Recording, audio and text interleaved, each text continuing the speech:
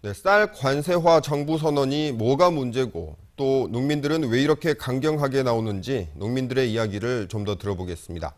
농민회 광주전남연맹 정학철 사무처장 나오셨습니다. 안녕하십니까? 네, 반갑습니다. 네. 먼저 농민들이 정부의 쌀 관세화 방침을 반대하는 가장 핵심적인 이유 어떤 것입니까? 네, 쌀 관세화는 쌀 시장을 전면 개방하는 것입니다. 현재 상태는 부분 개방한 상태로 정부가 쌀을 수입하고 관리를 해오고 있습니다. 근데 앞으로는 관세화로 개방되게 되면은 아무나 쌀을 수입할 수 있다는 겁니다. 네. 그래서 한번 개방되면은 더 이상 후퇴시킬 수 없는 것입니다. 더군다나 쌀 협상은 올 10월부터 시작될 예정입니다. 그런데 이해 당사자인 미국, 중국 등과 이 협상을 시작하지도 않았는데 미리서 쌀 관세화를 선언한 것은 앞으로의 협상을 포기한 것이나 다름이 없습니다. 네. 우리 산업에서 농업 비중이 크게 낮아졌지 않습니까? 농민 수도 크게 줄었고요.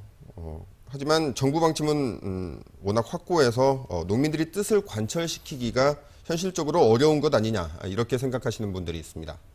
네, 쌀은 우리 농민들만의 문제가 아니라 우리 국민들의 주식인 식량 주권의 문제입니다. 그렇기 때문에 필리핀의 사례를 보면은 필리핀이 2012년 6월 30일 쌀 관세화 유예가 종료되었습니다.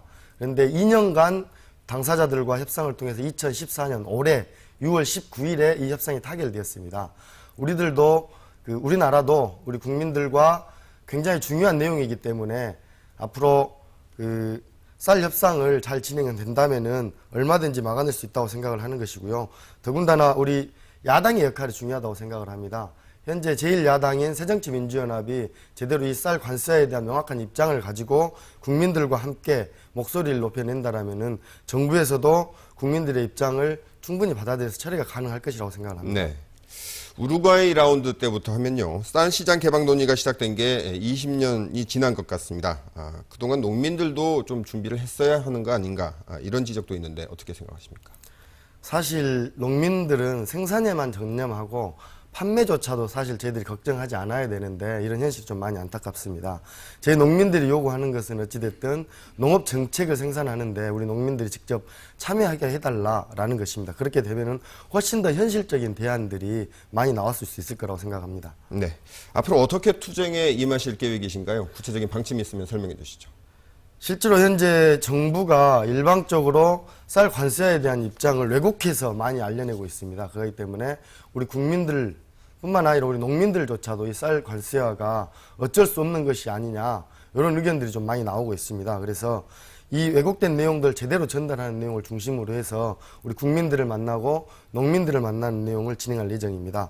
그리고 9월 말일이 WTO에 저희 정부의 입장을 전달하는 통보 시한이기 때문에 네. 9월 그 시한에 맞춰서 대규모로 2차 범국민대회를 통해서 쌀 시장 전면 개방하는 것만큼은 기필코 막아내지 않는 이런 의견을 모아낼 계획입니다. 네, 오늘 말씀 고맙습니다. 네, 감사합니다.